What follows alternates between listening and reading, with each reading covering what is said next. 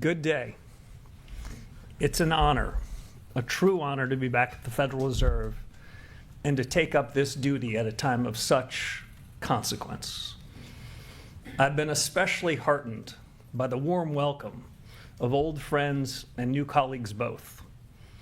And I've listened closely to my fellow FOMC members, heard a lot of new ideas, new thinking, and genuine interest in moving the Fed forward.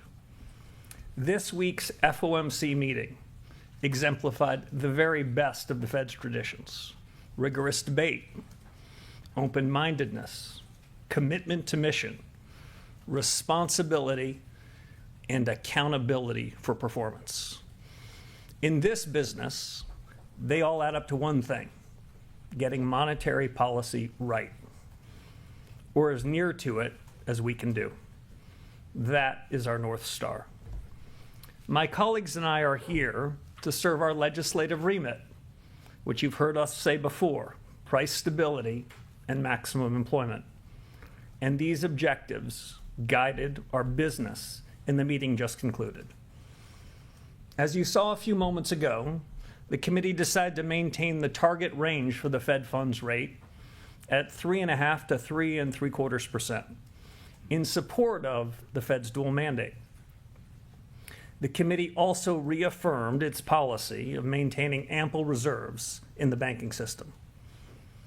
Economic activity is expanding at a solid pace, despite elevated uncertainty that owes in part to the conflict in the Middle East. Productivity growth and capital investment both strong.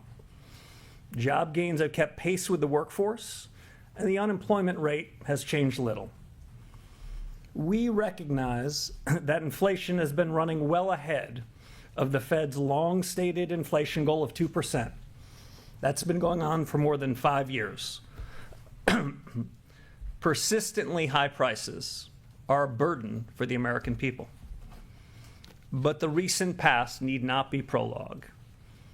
I am pleased to report that members of the FOMC are unambiguous and unanimous.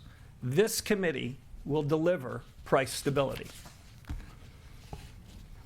At any institution, a change in leadership is a natural and timely opportunity to reaffirm its mission, to review current practices, and to consider whether those practices best meet our objectives.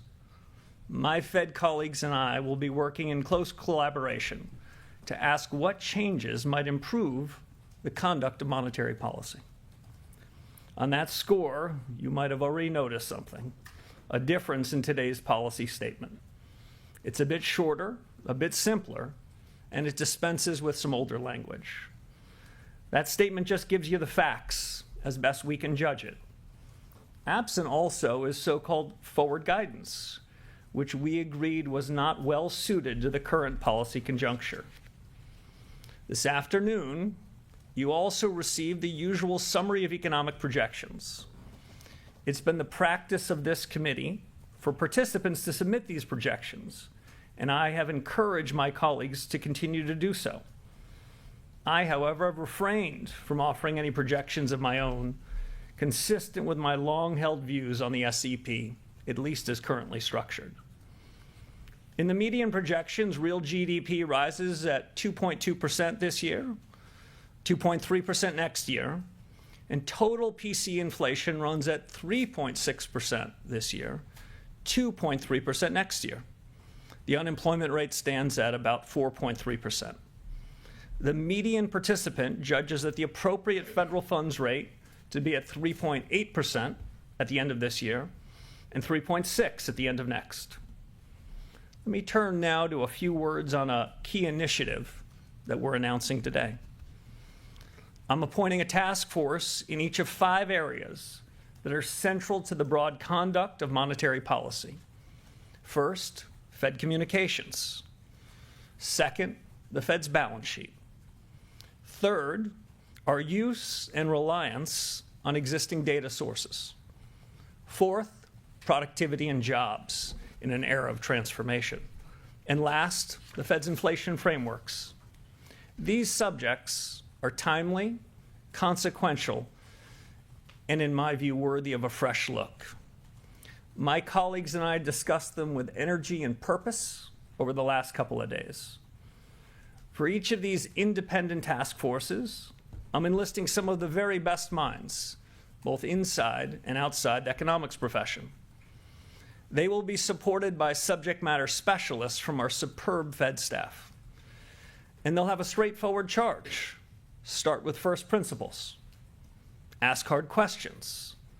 Examine current practice. Consider alternatives. And ultimately, propose next steps for policymaker consideration.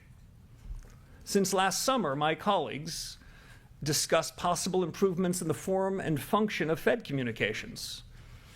This new task force will build on that effort, and I expect propose some well-considered changes, including to the SEP I mentioned a few moments ago. The second task force, the one on balance sheet policy, will review the benefits and risks of the current ample reserves regime and the composition of the Fed's balance sheet. They will assess alternative frameworks for the conduct and operation of monetary policy.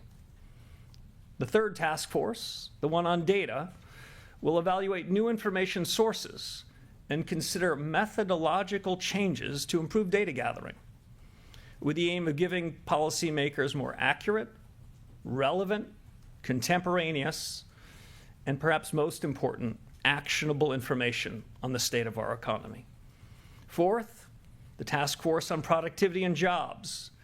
It'll survey the pace, the reach, the economic impact of new general purpose technologies, including AI, and explore the implications for the Fed in pursuit of our employment and inflation mandates. The last task force, the one on inflation frameworks. That'll examine the drivers of inflation, first principles, and weigh the full range of ideas for delivering price stability in a changing economy. You'll hear quite a bit more about these task forces and this overall initiative in the coming weeks. Enough for now to make a simple statement.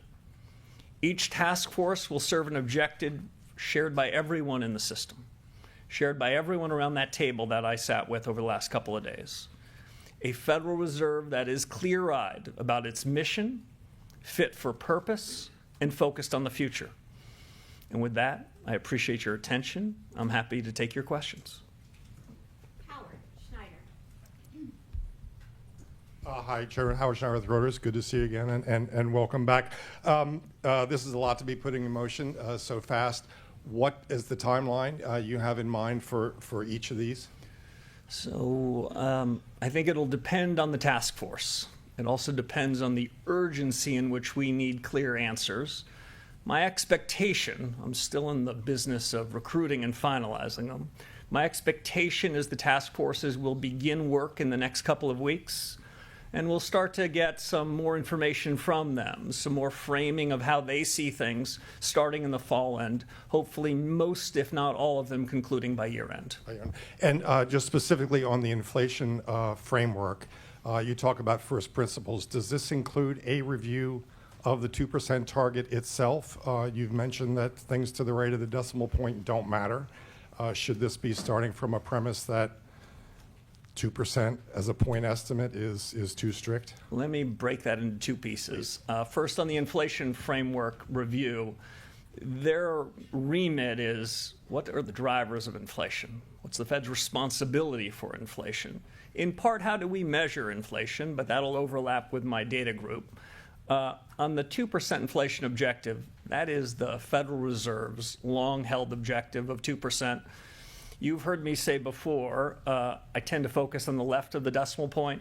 Well, the 2 is the left of the decimal point. For now, 0 is to the right. I see no reason until we have reestablished our commitment and ability to deliver on the 2% inflation objective to revisit that. So that'll be outside the scope of what we're taking on.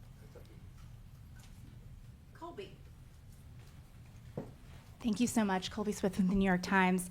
You've in the past said that inflation is a choice, and in the policy statement, it includes this pledge to deliver price stability, as you've reiterated today. But looking at the SEP, the bulk of your colleagues expect core PCE to run around 3.3% by year end, and for the 2%, inflation target not to be reached until 2028. So I'm curious how patient you think the Fed can afford to be at this juncture in terms of waiting for one-time inflation waves to wash through and for underlying inflation to step down after so many years of inflation running above target, and under what circumstances you would support the Fed taking some action and raising rates. Sure. So quite a bit there. Let me try to break that into pieces. First, we have the capability and commitment to deliver on our price stability objective of 2%. That's exactly what we're going to do. In the Fed's review of its strategy over the last any number of years, in January, the Fed, including the strategy that we're still bound by, the Fed statement says that inflation is primarily determined by monetary policy. You bet it is. I've said for years inflation is a choice. You bet it is. And today I'm announcing that this committee unambiguously and unanimously have decided we are going to deliver on that. The rest of your questions sounded like an encouragement for me to give forward guidance. We've dropped forward guidance.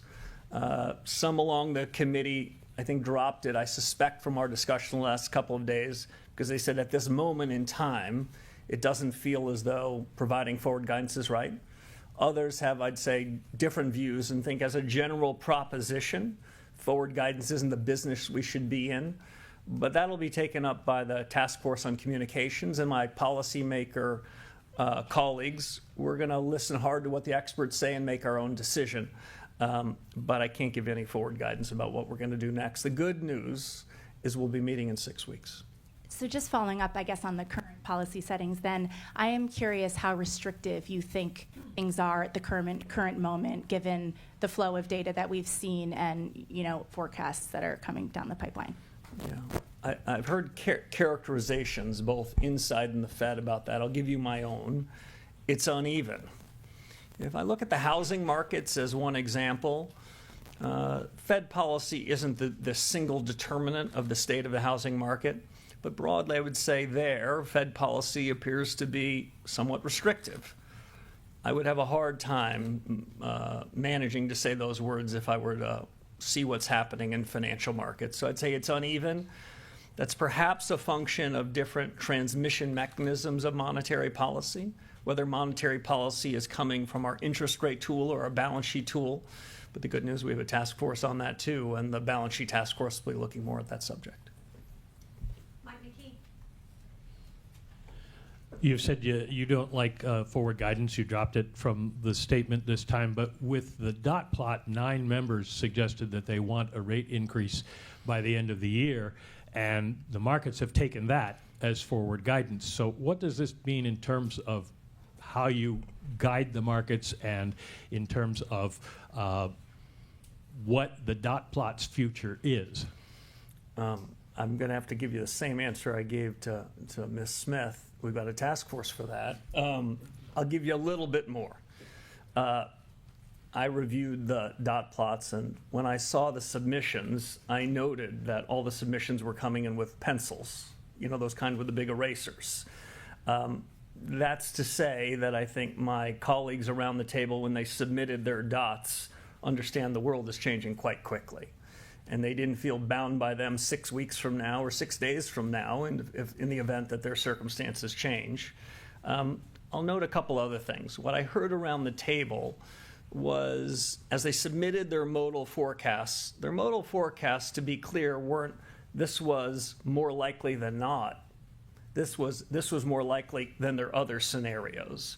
So I didn't hear tons of conviction. What I heard was the kind of humility that I think we should have. I did not submit a dot. For me, it's not helpful in the conduct of policy. I suspect by year end, as I mentioned in my opening statements, there'll be a review about communications broadly, press conferences, dots, meetings and the like, transcripts, minutes. This will be part of that. I don't want to prejudge the outcomes there, but I'm pretty open-minded about what they could be. And I was just incredibly impressed over the last couple of days. My colleagues over the last 2 days, and frankly, over the first 3 weeks I've been here, they've been very open about changes. Change isn't easy. Change is filled with risk. But our number one goal is to get monetary policy right. The way to get monetary policy right is to deliver on the remit that Congress gave us, to deliver on price stability, and there was no disagreement on any of those points. At the risk of possibly getting the same answer about task forces, communications, what is your feeling about these news conferences? Are you going to continue one after every meeting? Do you find them useful? What is the future for the way Kevin Warsh will communicate? Well, this one's probably got another 15 or 20 minutes in it, so I don't want to prejudge the outcome. Press conferences can be a very useful way to communicate with households, businesses, and more broadly, through using the likes of you. I had a great old mentor named George Schultz, and his mantra was press conferences are useful, but when you have one, you want to make sure you have something important to say. Today, I think we had something important to say about our commitment to deliver on price stability, our commitment to rethink practices with an eye of moving the Fed forward, and to give you and the American people a sense that these aren't idle thoughts, these are concrete thoughts, that we're going to seek out the best minds, both the best thinking inside of the Federal Reserve and the best people I know in business and economics and the academy and technology and the rest, to share their views. That's what we're going to be doing here, the pursuit of truth. I think we're going to come up with some new and interesting things. We made some changes today. I expect more changes to come. And some of those might well be worthy of a press conference. Chris Rugaber. Hi, Chris Rugaber at Associated Press. Thanks for taking our questions. Could you give us a sense of how you see inflation more in the long term? I know you may not want to comment on the ups and downs, but is this mainly driven by energy prices in the Iran war at this point, or do you have any concerns about underlying inflation pressures in the economy? Thank you. So I can't do much better than the committee just did, so let me restate it. Inflation remains elevated relative to the committee's 2% goal, in part reflecting supply shocks that have driven price increases in certain sectors, including energy. The paragraph goes on to say, but to be clear, the Fed will deliver price stability. My own judgment is the committee spent quite a bit of time, not just in 2 days, but over iterations of a couple of weeks.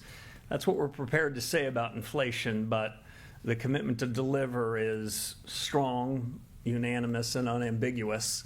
And that's, I think, an important message. We've missed for 5 years, and we're going to fix that.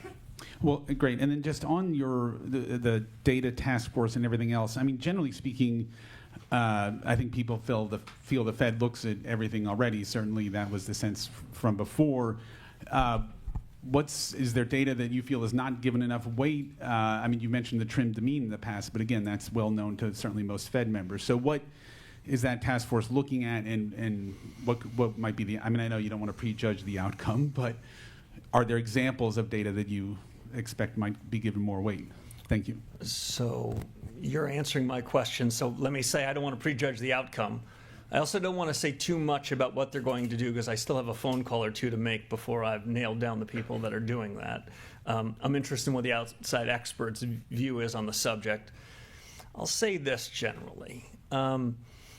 Most of the data that central bankers and other government officials in the United States consume come with old-fashioned survey methods, a national accounts of what the U.S. economy looks like that looks very little like the U.S. economy in 2026. Survey methods that don't have response rates that we need, asking questions that might have been quite applicable a generation ago that are less applicable now. So even inside of official statistics, I would be open-minded if the task force and our own best thinking had recommendations how those official statistics can be brought up to a standard of our time using new analytic methods. I'd also say this, almost every private company CEO that's running his or her business are doing so with real-time information that isn't subject to much revision, that is telling them what just happened at that very moment. As you know, there are normal, long and variable lags in the conduct of monetary policy. What we're really interested in is what's happening right now. What we're less interested in is echoes of history. And you're hearing from my answer that some of the data that we receive that we're waiting on, the first Friday after the month, the payroll index or something else, that might be an echo of history that's quite useful on its third revision. We need to take those error bounds down because we have to make hard decisions in real time. I'm really open-minded that there is a lot of new data sources that we can learn from the private sector, from reforms in the official sector, and new analytic techniques that are far more refined than asking a simple question about whether something was core or non-core. Edward. Thanks. Welcome, Mr. Chairman. Edward Lawrence with Fox Business. So if you don't give a lot of ongoing forward guidance, won't the markets have more volatility, and shouldn't Americans have more access into what you're thinking going forward? So I think financial markets perform best when they react to incoming data. I think the financial markets work less efficiently when they ask a question, how will the Federal Reserve react to that incoming information? The more that markets are paying attention to what's happening in the real economy, deciding what's good data and what's less good data, the more financial markets can price what they believe is the most likely and what are the tail risks. Financial market prices are probably the most important source of information to guide central bankers. But when all the financial markets are doing is reflecting back what we've said, then we're taking the most important source of information and we're being blind to it.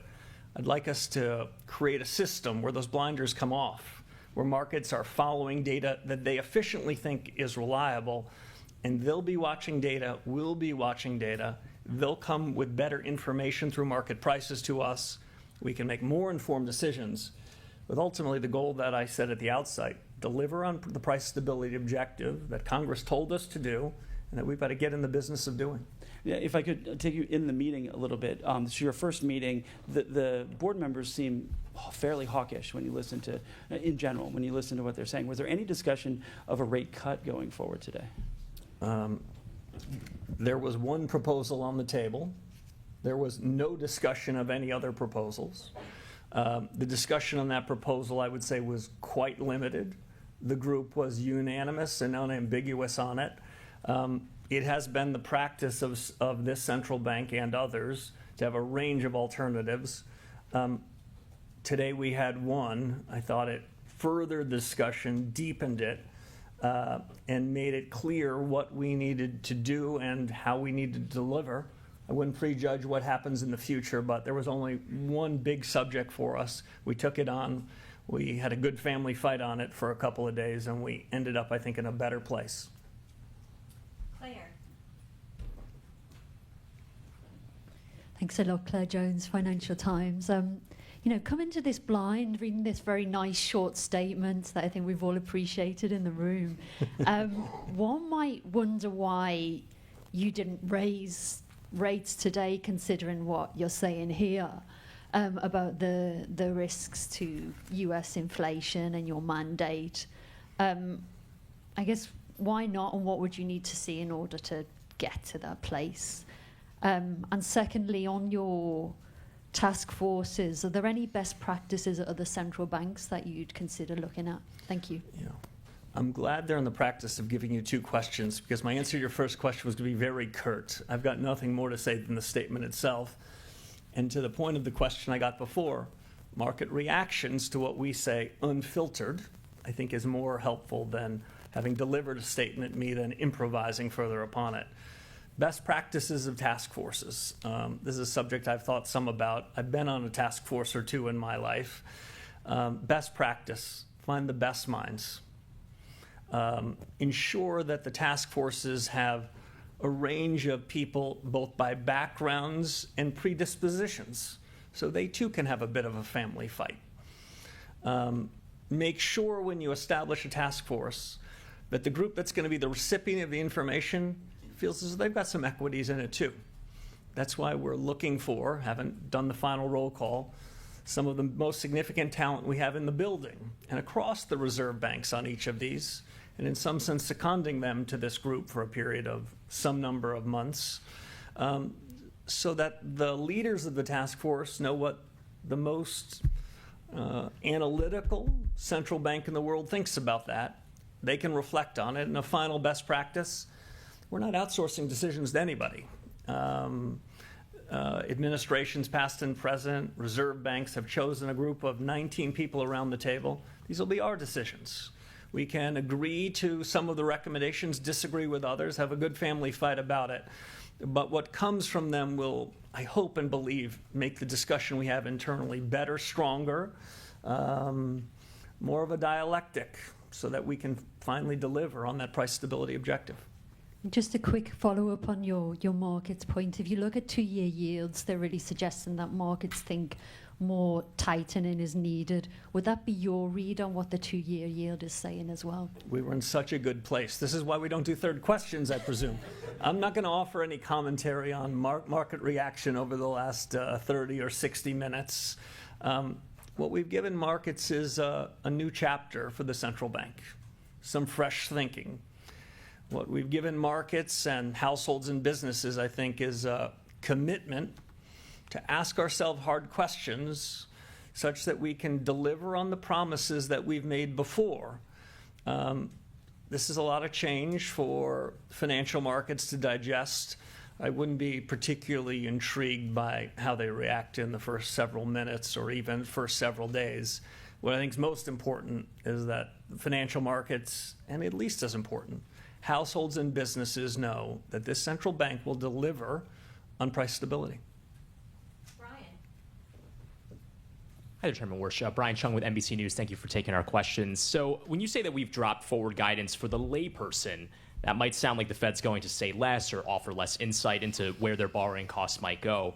So for the person that maybe you might run into at the grocery store, where the price tags are rising at a faster pace than their wages at the moment, how would you explain it to them? I don't know if task force might be the answer there, but how would you kind of communicate this era, this chapter of the Fed? If I told somebody in the milk aisle that I had a task force for that, I think that would be doing a very poor job, so I appreciate it.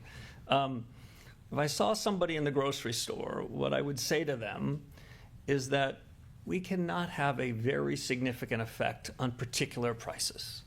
The price of oil in the markets today, or even the price of a dozen eggs, that does not have first-order consequences to what we're doing. But we do have a really important job there, and it's to make sure that those changes in oil or beef or eggs or milk don't broaden in the economy, don't have second and third-order effects. That's our job, that's our commitment, that's our capability, and we're going to deliver on it. And then is the Fed's relationship with the Treasury also under review? There was the normal breakfast meetings with the Treasury Secretary. Is that something you intend to continue doing? And have you had conversations with the President since you're swearing in? So on the President, I don't have anything for you. With respect to the Treasury Secretary, he has been posting pictures of our breakfast, so I don't think I can deny that. The long tradition at the central bank is that the Fed chairman and the Treasury Secretary meet weekly. I think we've pulled off 3 of those so far. I believe he's overseas this week, so this will be the exception to the rule. I think they're very useful discussions. The central bank's objectives and our roles and responsibilities are quite delineated from the fiscal authorities. And in my view, monetary policy is independent in the conduct of what we do. But that doesn't mean we're not interested in what's happening with the fiscal authorities. The way I think about it is this central bank needs to have a wide lens, but a narrow remit. We need to be quite interested in what's happening in the world. I won't be breaking any news here to suggest I'm quite interested in what's happening in the Middle East. That does have some effect on our day job. It doesn't mean it's our responsibility, but I think we're going to keep a wide lens, and my meetings with Secretary Besson to this point have helped widen that aperture. So we're aware of things that could affect our day job, even if it isn't. Steve. Steve Leisman, CNBC. Mr. Chair, thank you. Mr. Chairman, thank you for taking my question. You had said in the before you became chairman that you thought productivity was a reason why the Federal Reserve could lower interest rates. Do you still believe that to be the case? So the committee had a discussion of productivity today. AI came up. The way I thought about it before and socialized with the group is that artificial intelligence, the latest generation of general purpose technology, is perhaps as important a change in the economy and business and households that we've had in my adult lifetime. It is filled with both a huge opportunity and with risks. I take both of those very seriously. You may have heard me say before that AI is shorthand perhaps for American ingenuity. That doesn't mean that it's going to be easy. That certainly doesn't mean it's not going to be disruptive.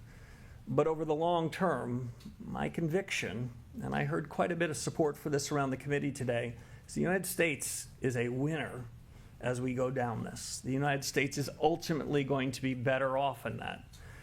Now, to bring that back to the conduct of policy, timing, scale, speed, implications for output and employment, it's one of the things we have a task force to do. If you don't mind, a follow-up from the other side, which is that when you look at the strong job growth that's out there, the elevated inflation, GDP seems to be going pretty good, and the stock market seems to be soaring. Do you look around this economy and see the funds rate being restrictive? So that's your second question. I'm going to give the same answer that I gave before. I'd say as I think about the conduct of policy, what matters is what's the effect of policy. Not what do we say, but what happens. And the best way I can describe it is it's uneven. I do see some restrictiveness in things like housing. It's hard to use those same words anywhere else. I'll just make one other point. You talked about one of our dual mandates on the employment side. I don't believe that we have a cruel choice. I don't share the view that was expressed a few generations ago that Federal Reserve chairmen show up at a podium like this and say, you got to choose. And you're going to have to decide whether you're willing to tolerate higher inflation to put more people at work. I don't believe in that. What I believe is if we do our job, we can make strong growth, low prices, and strong employment mutually compatible. And so what you heard from the committee today is we've got some work to do on the price stability front. Nick. Thank you. Nick Timmeros with Wall Street Journal. Chairman Warsh, you've said repeatedly credibility is earned by delivering. If credibility requires delivering, the move would be to tighten or at least to threaten to. Now, you didn't do that today. Why not? That judgment you expressed was not expressed by any of the 19 people around the table. We'll be meeting in 6 weeks. We'll take up the issue again. And if I could ask about AI, the build-out is generating enormous demand right now, CapEx, data centers, power. The productivity payoff may be further out. So in your judgment today, is AI adding more to demand or to supply? It's a good question. At the central bank in an economics profession, what we spend most of our time doing is counting demand. It's easier. We can see it, we can count it, we can check it, we can revise it. What we do, though, is we infer supply. You'll notice in the second paragraph of what one of your colleagues described as a very short statement, we have a sentence on the demand side and a sentence about the same length on the supply side. They're both important. Just because we can count one better than the other doesn't mean we're going to favor one more than the other. With respect to AI and the growth of data centers and infrastructure around it, we're counting the demand side, and it is no doubt showing up in GDP figures. We can be less certain when we infer the timing and extent of the growth in the supply side. It may well be an intuition the supply side is going to expand, but it'll take longer. I just describe it this way. There's a race between supply and demand. Milton Friedman says that the only thing we know about economics is that there's a supply line and a demand line they ultimately cross. When they cross and what are the implications for policy? The good news for you is we have a task force for that. Andrew. Thanks, Mr. Chairman. It sounded like on the task force on data that you were looking at overhauling or completely overhauling the system of national accounts, the way the government mines the economy. Is that your ambition? In a word, no. In a few words, much of this data gathering happens in other government agencies to which we owe a tremendous amount of respect, tremendous amount of deference. But if in the course of this we come up with recommendations, which Fed staff have already begun to develop, about things that they could be doing to help inform us as policymakers, we're not going to hesitate. Again, I don't want to try to delineate the four corners of the research of the task force on data, but I do think there will be a review of official statistics, and at least as important, a view of bringing the best practices from the private sector and new analytical tools made possible by AI, so we can forge these into a fabric that gives us better real-time information. So as I mentioned before, when we're making decisions that we'd say are real contemporaneous data, not data that we call contemporaneous, that's really an echo of history. Okay, thanks. The other question I wanted to ask is related to the building renovations. Are you considering any changes to the renovations, the projects, just in light of the fact that they became kind of a political football in the last year? I heard something about that. I don't think I'm breaking any news, but my view, when you show up at a new institution, you should go meet with the Inspector General, just as a matter of good practice. It's a practice that I hope to continue. I've had one meeting with the Inspector General, and he told me what I believe the world knows, which he'll be coming out with a report on the building and the building projects at some point later this summer.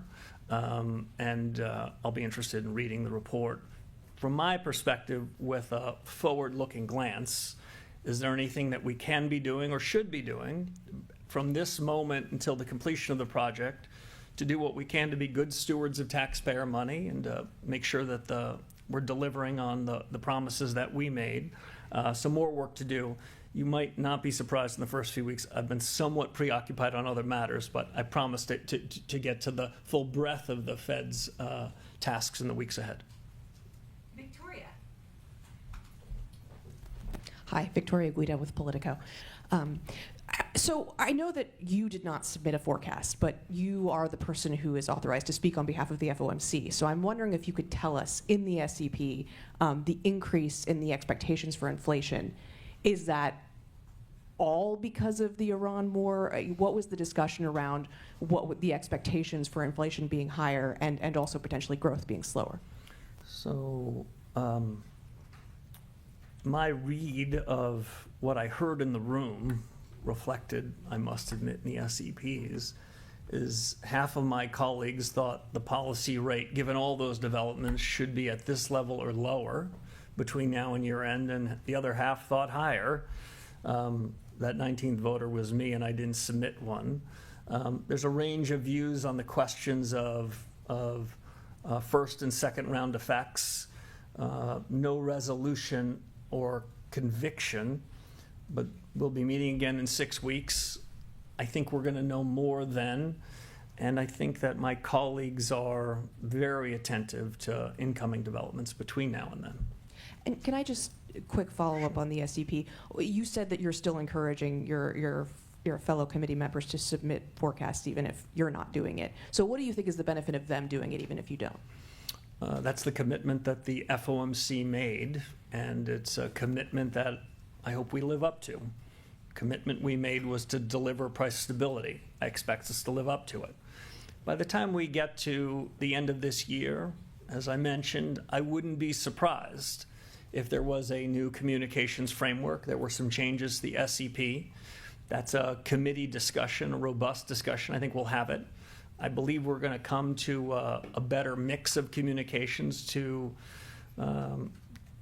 deliver on what we promised, but I wouldn't want to prejudge what those are. But between now and then, I would continue to expect colleagues to submit their SEPs. Some of them, I think, believe that the practice is currently structured is okay, but I heard a lot of interest in real reform, generally about all these topics. You didn't ask it, but I'll answer. It was a pretty gracious couple of days, and it's been a pretty warm few weeks. The institution wants to figure out how we can do better. The institution's going back to first principles, and I'm encouraged that what we've done in the statement, what we're thinking about doing with respect to the SEP, that instinct towards a new chapter is a real one, and by the end of the year, I hope we can put some points on the board, both in form and in substance of delivering. Go to Enda for the last question. Thank you, Mr. Chairman. Andy Curran, Bloomberg News. Could you guide us through, please, some of the principles that guide your own reaction function, and tell us a little bit about the kind of conditions that you think when the Fed should respond? It's going to be a very unsatisfactory answer to the final question. The Federal Reserve has a lot of responsibilities, not just in monetary policy, but in supervision and regulation, consumer affairs, and payments. My own view is our credibility comes from delivering on what we're saying we're going to do across everything we do.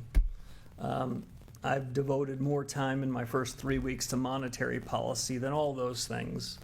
But the more we deliver on our promises as good supervisors and good regulators, the more benefit we get, the more credibility enhancement we have in monetary policy.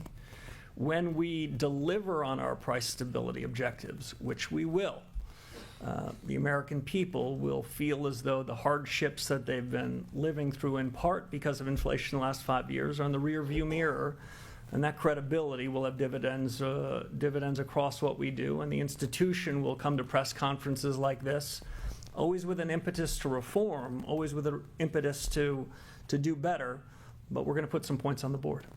Mr. Chairman, we've had strong labour data in recent months. How would you sum up the labour market right now? Do you see it as stable and as potentially a source of inflation? Thank you. Yeah, so the committee, if I were to try to capture how the committee thought about it, the committee thought that the labor markets were stable. There were some people around the committee who thought that it was trending better than that. Trends matter more than data points. What's happening over 3 or 6 months matters more than any one data point, any one data release. And I'd say the jobs data has been moving in a good direction. If I heard one other thing around that subject over the course of the last couple of days, what I heard was that strong productivity-led growth is not something that we fear, but something we embrace. Thank you all very much.